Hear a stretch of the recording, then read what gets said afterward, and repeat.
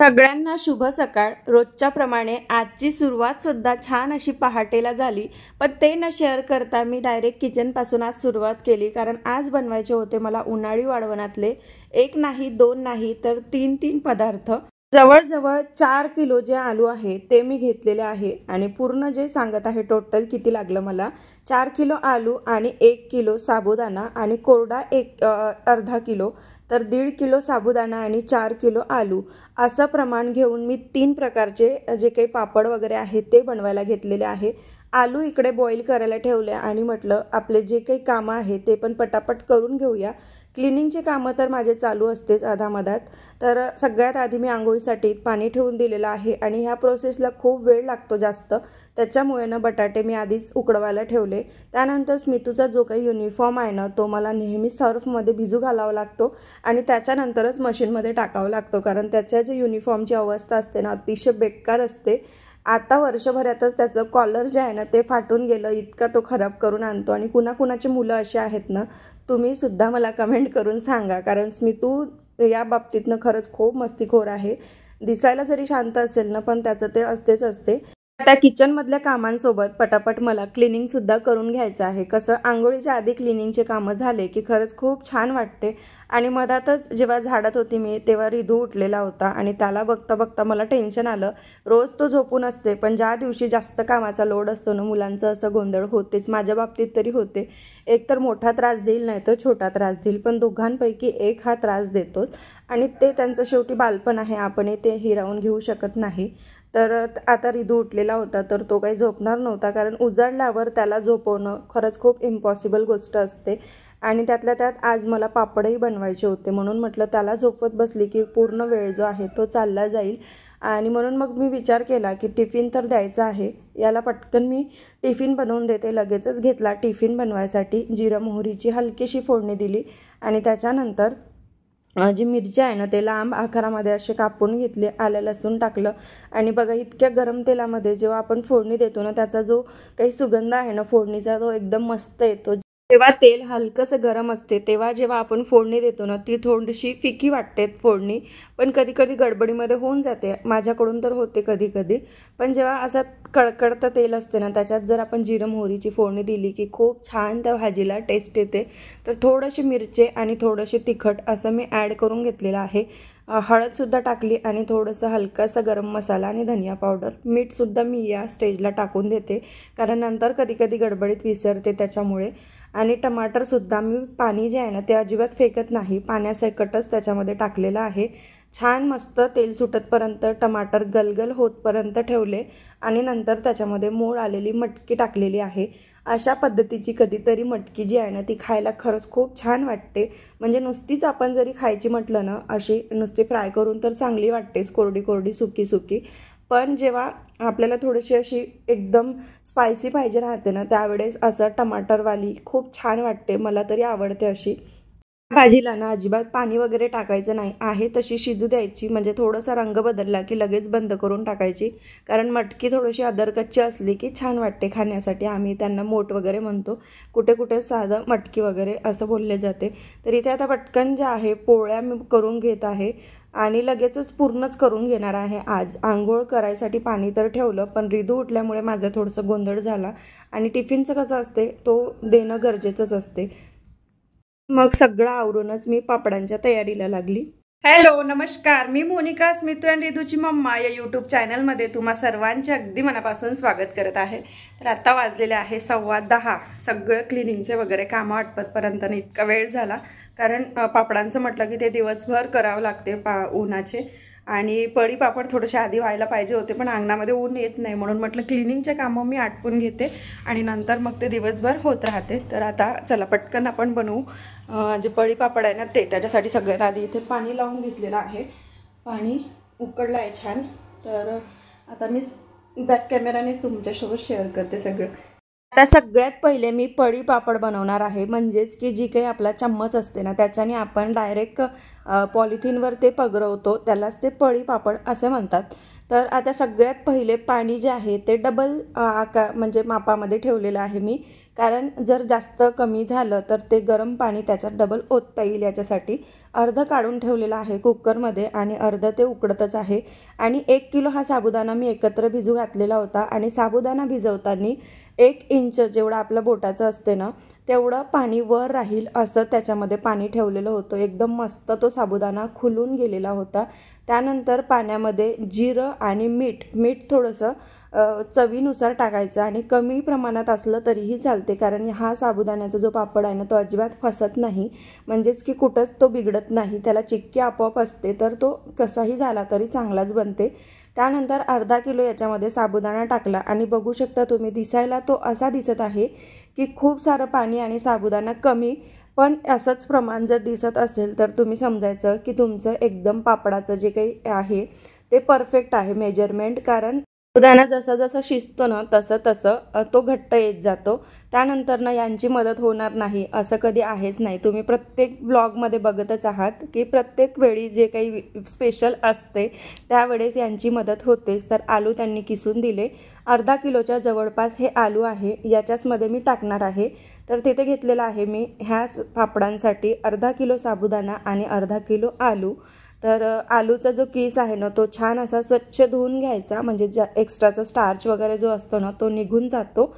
आलूचा किस पाडण्याची प्रोसेस आहे ना ही आपण जेव्हा साबुदाणा पाण्यामध्ये टाकतो शिजायसाठी तेव्हा केली तरी चालते, किंवा आधी करून तुम्ही पाण्यामध्ये टाकून ठेवू शकता. तर जेव्हा अर्धा तो उकळी यायला लागते त्यानंतर त्याच्यामध्ये आलूचा किस जो आहे तो धुवून टाकायचा आणि त्यानंतर अजून त्याला फेटून घ्यायचं. आणि फेटताना थोडंसं जे काही आपण चम्मच वापरतो तो पूर्णपणे त्याला आतमधून असा फिरवत राहायचा, जेणेकरून साबुदाणा बुडाला चिकटला नाही पाहिजे, कारण साबुदाणा चिकट असतो. बुडाला जर चिकटला तर तो थर जो आहे ना तो जमा होऊन तिथे मग पूर्ण खरवट जमा होते. त्याच्यासाठी तो फिरवतच शिजवत राहायचा, अधामधात पलटवत. त्यानंतरनं तो सगळा काही व्यवस्थित झालेला होता. दिसायला सुरुवातीला पातळ दिसते, पण नंतर जेव्हा आपण हवेमध्ये आणतो आणि पूर्ण गॅसवरून उतरवतो ना तेव्हा ते घट्टसर होते. आणि इथे ना चाफ्याचं झाड आहे, तर चाफ्याचं फूलसुद्धा मी लावून घेतलेला होता. प्रत्येक गोष्टीत आपल्याला आनंद हा शोधायला पाहिजे, की नाही की माझ्या मागे एवढे कामं आहे, मी हे कसं करू ते कसं करू असं करत बसण्यापेक्षा ना या थोड्याशा गोष्टी आपण हसी मजाकीने करत बसलं तर कामं कधी पटापट होते ना हे सुद्धा माहिती पडत नाही. त्यानंतर दुसरे पापड बनवायसाठी मी घेतलेले आहेत, ते पापड झाले आपले. तर आलू जे आहे उकळलेले चकली बनवायला घेतलेले आहे. 1 किलो आलू आणि अर्धा किलो साबुदाणा असं चकलीचं प्रमाण आहे. जशी प्रोसेस पळी पापडाची होती ना तशीच ही प्रोसेस आहे, पण याच्यामध्ये पाणी एकदम तंत घ्यायचं. तोच गंज वापरल्यामुळे थोडंसं काळपट दिसत आहे, पण असो. तर थोडंसं पाणी घेतलं आहे, त्याच्यामध्ये तिखट आणि मीठ टाकून घेतलेलं आहे आणि उरलेला जो अर्धा किलो साबुदाणा होता तो छान आधीच असा मोकळा करून घेते, म्हणजे नंतर गंजामध्ये आपण पाण्यामध्ये जेव्हा टाकतो ना तेव्हा जास्त त्याला त्रास व्हायला नको आपल्या हातालाच, की फिरवत बसायला ते गडे वगैरे फोडायसाठी थोडासा त्रास होतं.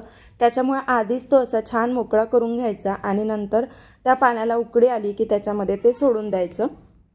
तर जेव्हा आपण चकली बनवतो ना तेव्हा पळी पापडापेक्षा चकलीच्या मध्ये पाणी जे आहे ते थोडंसं पाहिजे. आणि जिरं ऑप्शनल आहे, तुमच्याकडे जर खात असेल तर तुम्ही टाकू शकता, पण मी याच्यात मुद्दामूनच टाकलं नाही, कारण जेव्हा चकली बनवू तेव्हा ते आपल्याला थोडासा अडथळा द्यायला नको, कारण ते कसं थोडंसं हे असते ना कडक असते, तर ते चकली बनवताना जास्त जोर द्यायला नको, म्हणूनच मी स्किप केलेली आहे. तर ना आता एक पापड जे आहे साबुदाण्याचे पळी पापड ते बनवून झाले आणि आता बनवायचे आहेत चकल्या. त्याच्यासाठी बघा इकडे असं छान किसून घेतलेलं आहे आणि त्याच्यानंतर हे जे आहे ना साबुदाणा अर्धा किलोला 1 किलो आलू असं प्रमाण ठेवायचं. तर साबुदाणा आता शिजवायसाठी ठेवला, जसं आपण पळीचे पापड केले ना तसंच थोडंसं पाणी जे आहे ते कमी ठेवायचं आणि मस्त 15 मिनटं कमी गॅसवर होऊ द्यायचं. तर आता ह्या चकलीचं कसं शिजलं हे कसं चेक करायचं, तर इथे चम्मचमध्ये अशा पद्धतीने टाकून बघायचं. जर ते इझिली असं पडत असेल, एकदमच असं पटकन नाही, जर थोडंसं चिकटवून ते खाली पडत असेल गंजामध्ये, तर लगेच समजायचं की ते बरोबर ओके आहे. पातळ जरी दिसायला दिसत आहे ना, पण चकली जी आहे ना ती आपली एकदम मस्त अशी रेडी व्हायला तयार होते. कारण जेव्हा आपण चकल्या अशा पिळतो ना, तेव्हा अर्धा साबुदाणा अर्धा आलू असं वेगळेकडे होत नाही. त्यानंतर ते सगळं मिश्रण जे आहे ते मिक्स करून घेतलं. आणि यावेळेस तुम्ही मीठ वगैरे काही कमी जास्त असेल ते चेक करू शकता. तिखट मीठ वरूनसुद्धा टाकलं तरीसुद्धा चालते. म्हणजे मेन म्हणजे पाण्यातच टाकायचं, पण कमी असेल तर वरूनसुद्धा टाकता येते. तर अंदाज तुम्हाला समजला असेल की 1 किलो आलूला बरोबर अर्धा किलो साबुदाणा इथे लागतो चकलीसाठी. आणि पडी पापडाला अर्धा किलो साबुदाणा आणि अर्धा किलो जो काही आपला कीस आहे ना तो. तसं तर मी डिस्क्रिप्शन बॉक्समध्ये सगळ्या गोष्टी मेन्शन करेल, कारण 3 पदार्थ म्हटलं की सगळ्यांचा गोंधळ हा उडणारच आहे. इवन मला व्हॉइस ओव्हर देतानाच अंदाज जो आहे तो असा कमी जास्त झाल्यासारखा वाटायला लागलेला होता. त्यामुळे थांबून थोडंसं व्हॉइस ओव्हर जो आहे तो मी देण्याचा प्रयत्न केलेला आहे. आता जेवण वगैरे झालं आणि आता घेतलेले आहे तिसरे पापड बनवायसाठी. 2 झाले, एक चकली आणि एक पडी पापड. त्याच्यानंतर हे थोडासा त्रास होत आहे, पण कसं असते ना, रोज त्याच गोष्टी करून पण तो दिवस जाते. आणि बंदरांमुळे कसं ना दिवसभर ते बघत राहावं लागते. त्याच्यामुळे मी ना एकाच दिवशी करून घेते म्हटलं. तर ना रोज बंदर वगैरे येते, तर ते कसं रोज बघत राहावं लागते त्याला. तर त्याच्यासाठी मी ना आज एकाच दिवशी सगळं करून घेत आहे, म्हणजे होईल तेवढं. त्यानंतर ना जेवण खावण तर झालेलं होतं आणि साबुदाणा जो आहे तो भाजून छान त्याला म्हणजे थोडासा गरम होऊ दिला, एकदम काळपट येऊ द्यायचा नाही. थंड होण्यासाठी ठेवला. 15 ते 20 हिरव्या मिरचीची पेस्ट करून घेतली आणि 2 किलो जे आलू आहेत ते सुद्धा पुरणाच्या चाळणीने असे त्याला एकजीव करून घेतले, मॅश केले, म्हणजे ते गुठळ्या राहत नाही. त्यानंतर त्याच्यामध्ये जो साबुदाणा होता अर्धा किलो तो बारीक करून घेतला. इथे तुम्ही चाळायचं असेल तर चाळूसुद्धा शकता, पण असा भगरेलच छान वाटतो, म्हणजे छान वाटते तसं खायला वगैरे. त्याच्यामुळे मी डायरेक्टच तसाच याच्यामध्ये ॲड केलेला आहे. त्यानंतर याला वाफलवून घेतलं सगळं मिश्रण एकजीव करून. आणि थोडीशी क्वांटिटी जी आहे ना ती जास्त होते वाफलवून घेतलं की, म्हणजे जसं आपण ढोकळा वगैरे स्टीम करतो ना तशाच पद्धतीने त्याला स्टीम करून घ्यायचं आहे 15 मिनटं. आणि नंतर जे काही आपले पापड आहे ते बनवायसाठी घ्यायचे. तर इथे थोडं करून असं पीठ जे आहे ते मळून घ्यायचं, किंवा एकत्र जरी आपण असं छान कणकीसारखं ते मळून घेतलं तरी पण चालते. पण इथे गरम होतं त्याच्यामुळे मी थोडं करून असं थोडासा पाण्याचा हात घेऊन त्याला एकजीव करून घेत आहे. म्हणजेच की आपला जो पापड आहे तो अजिबात असा फाटणार नाही, किंवा कधी ना पापड बनवल्यावर उलल्या जातो, तुटल्या जातो, मधामध्ये भेगा वगैरे पडते. तर असं छान एकजीव केलं की अजिबात ते तुटत नाही. त्यानंतर यांची मदत ही चालूच होती मला दिवसभर. आणि सुट्टी असली की मी असे पराक्रम करायला घेते, कारण एकटीला शक्य होत नाही. तर हेच मशीनमध्ये असं करून देत होते. आणि उन्हामध्ये मी असं परडा आणलं होतं साईडच्या काकूंकडून, आणि मग एकत्र असं जमा झाले की मग नंतर उन्हामध्ये नेऊन टाकायची. त्यानंतर ना पाहुण्यांचे आगमन जे आहे ते झालेले होते बघा. बंदर जे आहे ना ते खूप येते, म्हणूनच मी एकाच दिवशी करून घेतलं की हे राहिले घरी की ते हाकलायसाठी बरं होते. कारण आपल्या बाईच्या जातीला ते बंदर वगैरे काही सांभाळत नाही, कारण इतकी टोळीच्या टोळी येते बघा.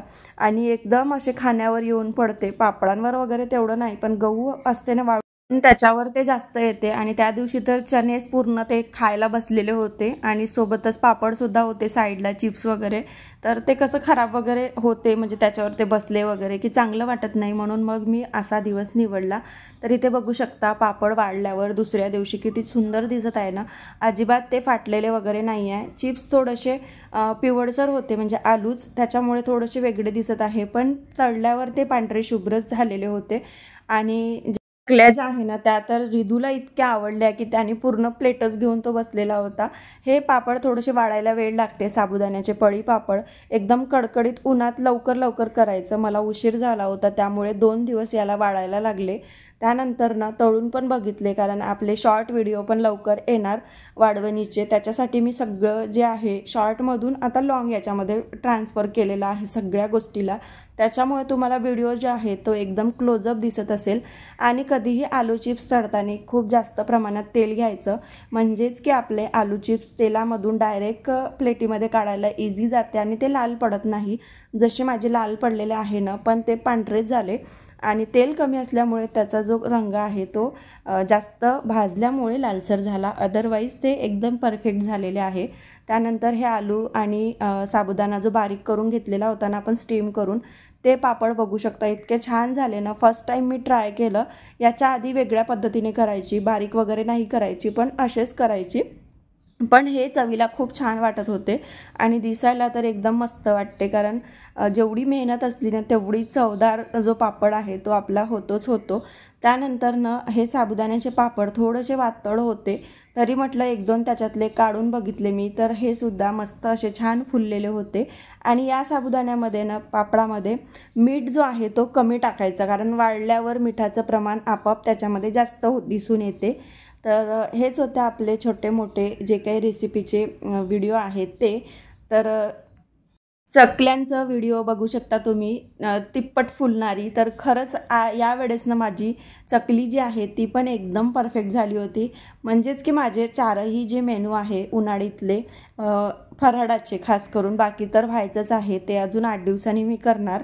तर सगळ्या ज्या गोष्टी आहे ना त्या एकदम परफेक्ट झाल्या होत्या आणि खरंच खूप समाधान वाटते असं की एकदम परफेक्ट जेव्हा झालं ना.